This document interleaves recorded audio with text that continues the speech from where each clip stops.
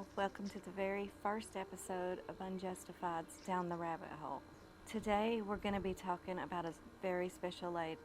I chose this lady for the first episode because I feel like she truly did fall down the rabbit hole.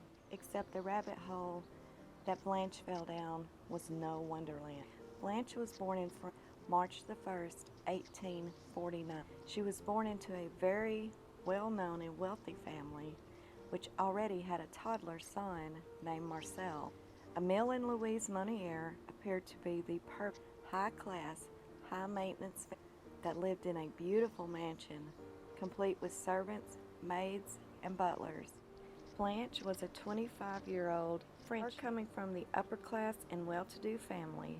Blanche was well known by all in town, not only for her family but for her striking beauty, both inside and out. She was very pleasant and lovely, quiet-spoken, bubbly, and vivacious. The Monnier family was also very well known in their community for the generosity of helping everyone that needed anything.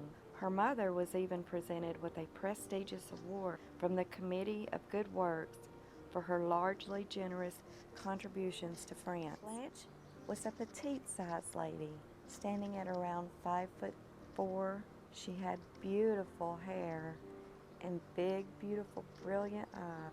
She was always so joyful and joyous, playful with everyone. 1873, Emile Monnier, Blanche and Marcel's father, passed away. That Emile was the head of a very prestigious art museum. He left behind a very large fortune for his widow and 2 children. Madame Louise continued to do her charities, do her donations, and keep her well-upstanding name in the community. However, Madame Louise was what we would consider today a classic narcissist. She would only do these good things and donate money left by her late husband's fortune in the public eye. But behind her mansion walls, she ruled her now-grown children with a fear and an iron fist. Her children now, in their mid and late 20s, could not even find a date or anyone to court them. No one would go out on a date with them due to everyone knowing their mother and her egotistical, snobby attitude. Everyone knew in order to meet or date one of the Monnier children, they would have to be accepted by Madame Louise. No one felt they would ever be good enough to ever impress her. Definitely not good enough to court one of her children. Marcel cared nothing about having any sort of relationship. He worshipped his mother and focused only on his schooling and the very Ivy League law school that she was putting him through, only on getting his attorney's degree. However, Blanche, being the vivacious, bubbly, outgoing socialite she was already 25 years old, and in 1876, which was the Victorian era, she was very close to the age of being considered an old maid. Being unwed at that age, in that era, for a woman, was frowned upon. Her mother did not care about Blanche's future or her reputation. She was determined that no one was good enough for her children. Blanche never wanted her children to leave her. She always wanted them to all live together in the large, gloomy Monnier mansion. She would not allow her name or reputation to be tarnished by her own flesh and blood by getting themselves involved with anything below her. Blanche, being the socialite she was, met many people in the town. Everyone loved her. Everyone enjoyed talking to her. But no one dare ask to court her until one day she eventually met a lawyer. He was a bit older, and he treated Blanche like a queen. He would place her on the highest pedestal that he could. Although the lawyer was not a successful one, and in a word, he was broke, Blanche fell in love with him quickly. She cared nothing about his money or his name. She loved him for the person that he was. Blanche and the lawyer continued their relationship secretly, unknown to her mother, for over a year. They enjoyed each other's company, She was the happiest she had ever been. The attorney worshipped her, put her on a pedestal, and asked her for her hand in marriage. Blanche quickly accepted, and she was ready to start her future with her husband, but she had to confront her mother, but she did not have it in her to do so. Eventually, in the town, people started seeing them together. Well, everyone knew who Blanche was, and they were also aware of this drifter attorney that had came into town just a year before. They had noticed that the daughter of Madame Louise was staying very, very close to this penniless attorney. Soon enough, word got back to Madame Louise. Madame Louise was told about the courtship as well as a possible child that had been born during the year. She was told that several months ago, Louise had started looking larger, wearing larger clothes, and then suddenly she was her petite size again. It was rumored that Louise had fell pregnant, and she had kept her pregnancy hid from her mother by wearing larger clothes and more layers to her Victorian dresses. It was also told that when she gave birth to the child, that her fiancé whisked the child off to some of his relatives to tend to until him and Blanche could be together and leave the town and raise their own child. However, the attorney had to find work in another town so they could financially be able to leave. Madame Louise confronted Blanche with these rumors. Blanche admitted that she had been seeing the attorney for well over a year. She admitted that the attorney had asked her hand in marriage, and she told her mother she would marry him. She never admitted nor denied the birth of the child. Madame Louise was furious. She absolutely forbade her to ever see him again. Madame Louise and Blanche had a very heated argument. Madame Louise begged for Blanche to stop seeing the penniless lawyer, of which Blanche refused. Marcel sided with his mother, saying their family name was very important for their reputation, and Blanche should stop seeing this man immediately, which of course Blanche again refused. Her mother had people in the town watching her during the day to see if she would be with the attorney. So she kept herself at home during the day, but at night she would wait till her mother and brother went to sleep, and she would make her way down the stairs and out the door to meet with her lover. She carried this charade on for months until one of the servants noticed what was going on and alerted Madame Louise. And again, of course, she was furious. She made a plan with Marcel to help. They made the plan that when the servant awoken her and told her that Louise had just snuck out, they would wait at the top of the stairs for her return, and then the night came.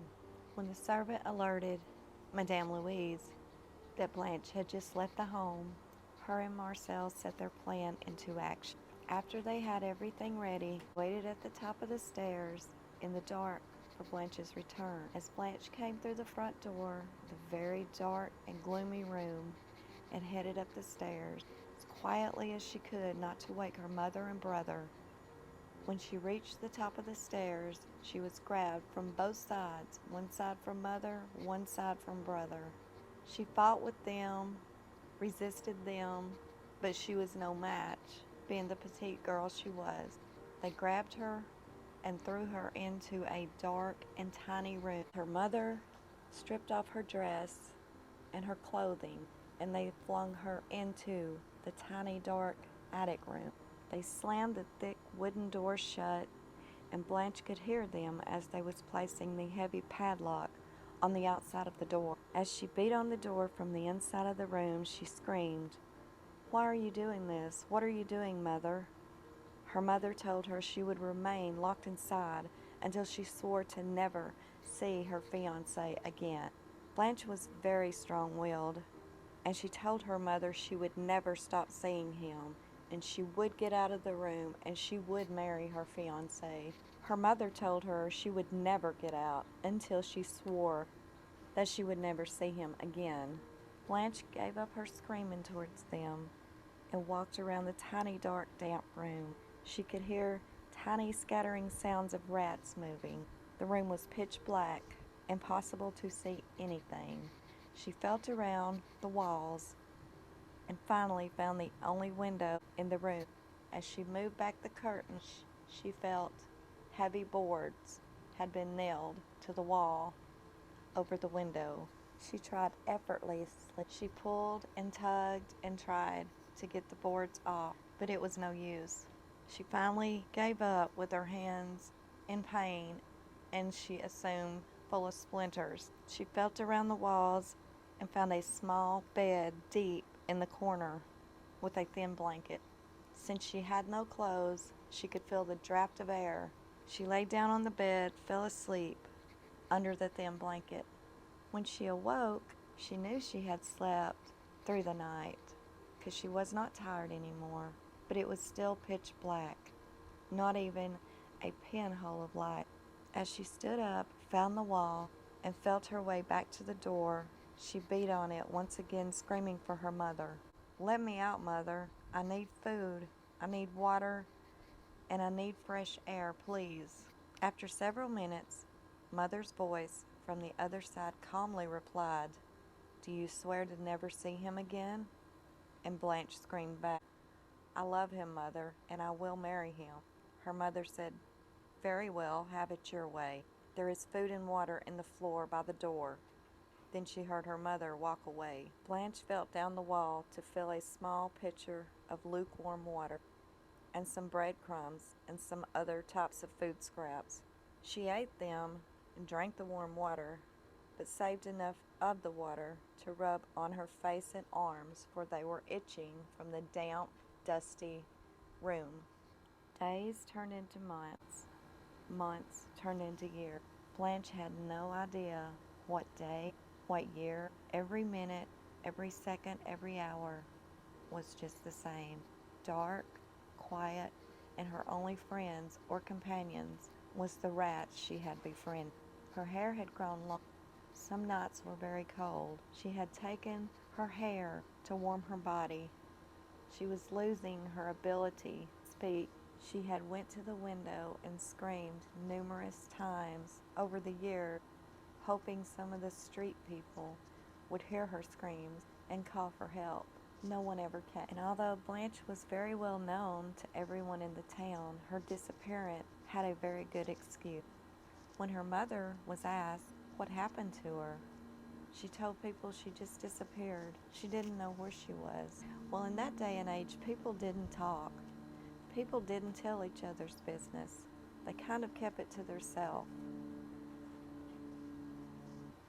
There was even once that a neighbor went and knocked on her door and asked Madame Louise why she kept hearing a girl scream from the window, and Madame Louise told them that it was her daughter Blanche, that Blanche had went crazy. She was angry, rebellious, and she had just all in all went insane.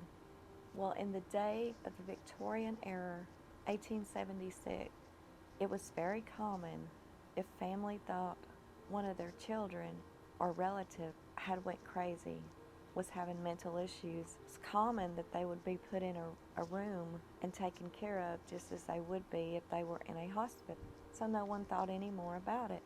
She continued to scream at the window for several years, and then her screams stopped. No one ever came. When her screams were heard from the neighbors, they just assumed she was crazy, and Madame Louise was taking care of her. When the screams finally stopped, no one asked questions. Madame Louise told other people at the town that Blanche had just disappeared. Some people, she told, Blanche had went away to college to start a new life in Spain. She had told so many different tales of why no one saw Blanche ever again. Over the years, Blanche didn't even beat on the door anymore. She didn't scream for her mother and brother anymore. She had gotten too weak to nearly even get up off the bed. The pitchers of water and scraps of food continued, but not as often. Sometimes Blanche could see a small opening in the door and the little cup of water being slid in, but now the servants, her mother, and her brother would take whatever food scraps was left from that night's meal, toss them over on the bed to her. No one could see her because the room was pitch black, but they knew she was there because the water was always gone. Blanche had gave up trying to keep her body clean with the few drops of water that was left she had each day. This life continued for her without even a pinhole of light in the pitch black dark room. She would whisper and talk to the rat that in her mind had became her only friend. Blanche was being drove to complete insanity. As the years passed, people forgot about Blanche. People knew that the Monnier family had a daughter, but she was soon forgotten. No one ever spoke of her again. Of course, Marcel finished his law degree and had become a very well successful attorney. Although he never married, he still lived at home with his mother. One day, May the 23rd, in 1901, 25 years after Blanche was thrown into the room, the Attorney General of Paris received a mysterious, unsigned, anonymous letter, and the letter read, "Monsieur Attorney General, I have the honor to inform you of an exceptionally serious occurrence. Speak of a spinster who is locked up in Madame Monnier's house, half-starved and living on a putrid litter for the past 25 years. In a word, she is living in her own filth." At first, the police were very hesitant to even check into these accusations due to the fact that Madame Monnier and her family had such an upstanding, pristine reputation. Nonetheless, police were sworn to oath to do their job. A force of officers were sent to the home and upon arrival knocked on the door. They could get no answer, but they saw Madame Louise looking through the window curtain and then shutting them back. They knocked again and said they had a warrant to search. Still, Madame Louise would not open the door. Police forcefully entered into the home. After checking the first floor and finding nothing, they decided to go ahead and check upstairs. As they went up the step, the smell hit them. They continued up the steps and found this tiny door with the padlock. The smell reeking from under the crack in the door was pungent. Asking Madame Louise for the key to open the door, they were told the key to open that door was lost many, many years ago. Police cut the lock and entered the dark room. The moment the door was open, the smell was almost unbearable. They couldn't even describe the smell as anything but rotting corpse. Taking their flashlights and looking around the wall, they found a window, a curtain. They made their way to the curtain, trying to lift the curtain from the rods. It was so deep in dust that they had to take a step back just to regain some breath. When the curtain was removed, they saw the board. They had to open a window to get enough air to search the dark room and to have some light into the room. They pried the bars off of the windows, which was very hard. Hundreds of nails inside the boards. Once they were finally able to get the boards from the window and the light came through the room, opened the window enough just so they could breathe. They looked around the room, and in the very deepest corner, they saw the tiny bed. They could see there was a figure covered from head to toe, laying on the rotted straw mattress. Around the bed was built up with crust from rotted food, oyster shells, human waste, and vomit. As they made their way to the bed, gagging from the smell, rats scurrying over their feet, when they pulled back the tiny, thin, filthy blanket, they could not believe their eyes. They was not even sure she was a human.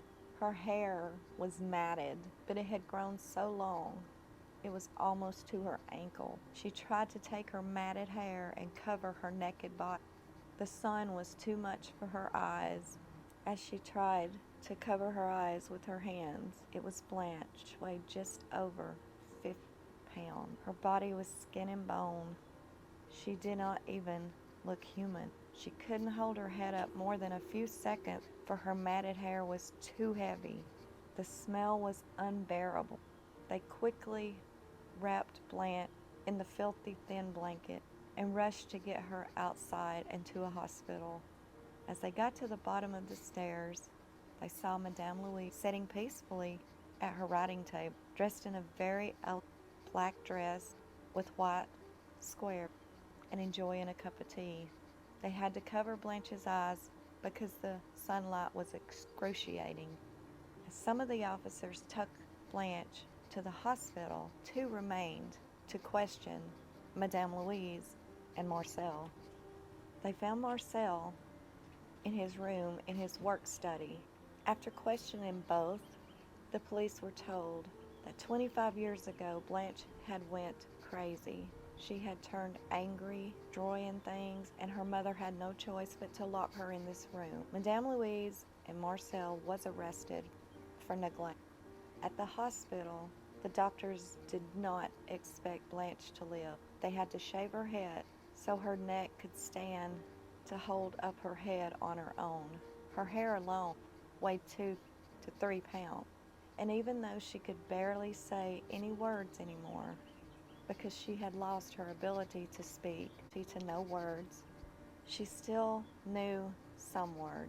And as they bathed her, she thanked them so much for the nice, clean water. She was able to say, "Thank you. It feels so lovely to be clean." She could feel the sunlight, and she loved feeling the sunlight on her skin. Although unable to look at the sunlight, she could feel it, and for that, she was extremely grateful. The doctors and the nurses never thought she would survive, but with proper food, she did start putting on a little weight. She started to put small sentences together, 4 or 5, but she never regained her sanity. She was delusional. When she was to a point that she was able to hold her head up and stand on her own 2 feet, she was moved on to a psychiatric ward in Boris, France. One of the officers wrote in their report a very telling situation he seen the moment of Blanche's rescue, and that report reads, quote, "The unfortunate woman was laying completely naked on a rotten straw mattress. All around her was a form of sort of crust made from her own excrement, fragments of meat, vegetables, fish, and rotted bread. We also saw oyster shells and bugs running across Blanche's bed. The air was so unbreathable, the odor given off by the room was so rank that it was impossible for us to stay any longer to proceed with our investigation. It was found that the straw mattress she was sleeping was rotten from Blanche having to urinate, defecate, vomit for 25 years. It was full of lice, bugs around her bed, her own excretion, the vomit, the rotten food, maggots, bugs, and rats. And this is how she lived." Upon confession, Madame Louise and Marcel was immediately arrested. 15 days after being arrested, Madame Louise died suddenly at the prison. Madame Louise was now 75 years old. It is said her last words as she was laying on her deathbed in the prison were, quote, "Oh, my poor Blanche," unquote. By this time, Blanche's story was known worldwide, but only in small newspaper articles, and she was soon forgotten. But there was one article posted in the New York Times on June the 9th, 1901, and that article read, quote, "Time passed, and Blanche was no longer young. The attorney she so loved died in 1885, 12 years before she was rescued. During all that time, the girl was confined in the lonely room, fed with scraps from her mother's table when she received any food at all. Her only companions were the rats that gathered to eat the hard crust that she threw upon the floor. Not a ray of light penetrated her dungeon, and what she suffered can only be surmised. Her mother terminated upon a plan which they felt would prevent the marriage. One night the girl was locked in a room in the house. The mother believed that in time the girl would relent and agree to do as she was bidden. But despite the threats and imprisonment, the young woman clung to her love. Time passed and Blanche was no longer young. The lawyer died in 1885. During all that time, the girl was confined to the lonely room, fed with scraps from the mother's table when she received food at all. Her only companions were the rats that gathered to eat the hard crust that she threw upon the floor. Not a ray of light penetrated her dungeon, and what she suffered can only be surmised. When she was found, her sanity was partly gone, and little hope was expressed for her to recover. The police were anonymously notified that Blanche Monnier was being detained in a room in her mother's home. They acted promptly on the information, and entering the home, found the daughter laying on a bare mattress in total darkness. She was naked and emaciated and was taken to a hospital. It was thought she would die, but she is now improving and has a chance for recovery. The mother and son were arrested. The son claimed that he acted in a spirit of failed and threw the responsibility on his mother. Today, Madame Louise died in prison of heart disease. The gravity of her crime was brought home to her. She became ill, and her sudden death followed this morning in the infirmary of the prison. New York Times, published June the 9th, 1901. Blanche's brother Marcel appealed his sentence of 15 months. Being a very successful attorney that he is, knowing all the loopholes, was granted another trial. At this trial, it was found that since he never physically harmed Blanche, he was acquitted of all charges. Marcel walked free. Blanche continued to live in the psychiatric hospital. All the doctors and nurses always said she never showed any sign of anger, any sign of rage, and none of them believed she was ever crazy, as her mother and brother had claimed. She was locked in the room because her mother didn't want her to see her fiancé. Even though her fiancé passed away 12 years before her rescue, her mother still kept her locked in the room, never told her that her fiancé had passed away. She was thrown in that room, never to be heard from again. We can only imagine her thoughts, her prayers, her screams, all of which fell on deaf ears. As she slowly lost her sanity, she never lost her will. She never lost her desire to someday be let out of the room. And of course, we all think, why didn't she just tell her mom she would stop seeing him? Why didn't she do that? And then she could have got out of the room and left. But she was very strong-willed. Her brother even stated at court when he was acquitted that Blanche could have left the room anytime she wanted to, but she chose not to, meaning that all she had to do was tell her mother, I'll never see him again. But her will was too strong for that. For once, she was going to prove and stand up to her mother that this time she would make her own decision. She was a 25-year-old lady, but she wasn't rescued until she was 50 years old. Of course, she had no idea how old she was. She had no idea of what year it was.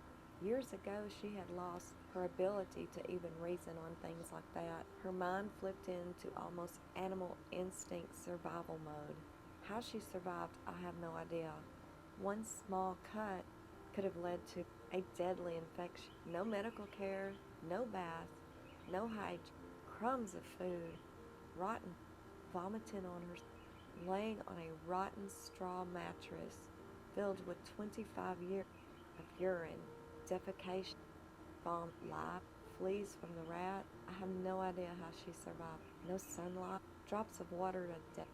Her will to survive was amazing. And when she got out of that room, she was so grateful.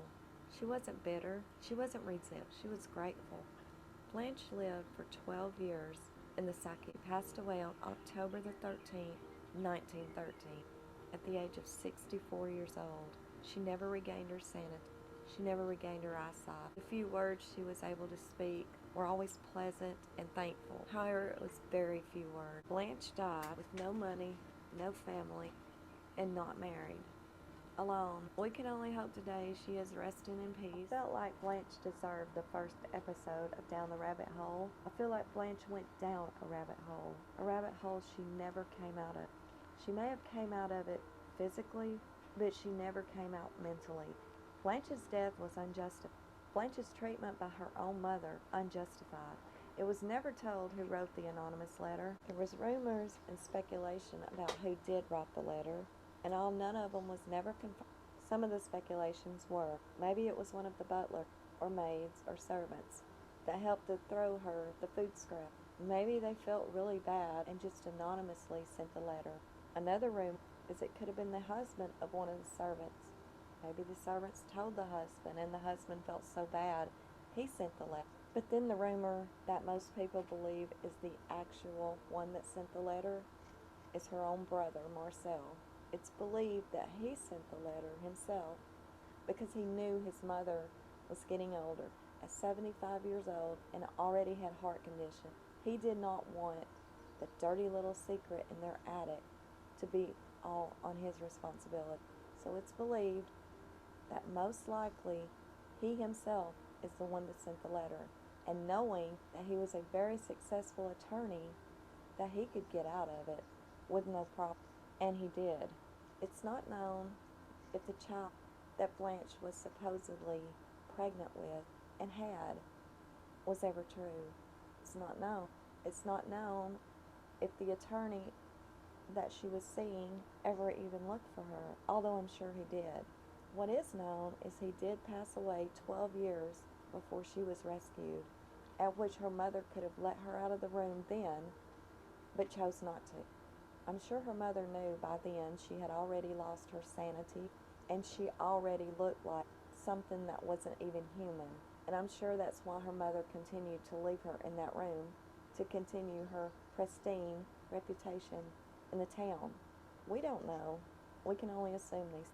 For whatever reason, Blanche suffered tragic life from the age of 25 and probably before then. Nobody knows what happens behind mansion walls. Nobody knows what happens behind anybody's walls. But their dirty secret was brought out. We can only hope Blanche is resting in peace. The video at the end is dedicated to Blanche. I believe, in a way, it fits. Until next time, this is Down the Rabbit Hole with UnJustified.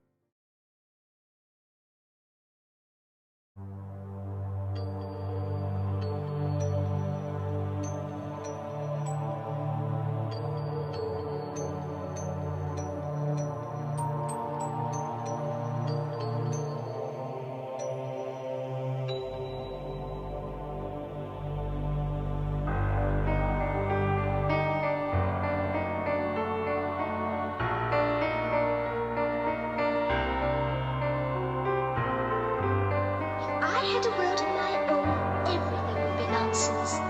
Nothing would be what it is, because everything would be what it isn't. I invite you to a world where there is no such thing as time, and every creature lends themselves to change your state of mind. And the girl that chased the rabbit, drank the wine and took the pill, has locked herself in limbo to see how it truly feels. Stand outside your virtue. No one can ever hurt you, or so they say. Her name is Alice. She calls it through the window, through shapes and shadows. Alice, and even though she's dreaming, she knows sometimes the cure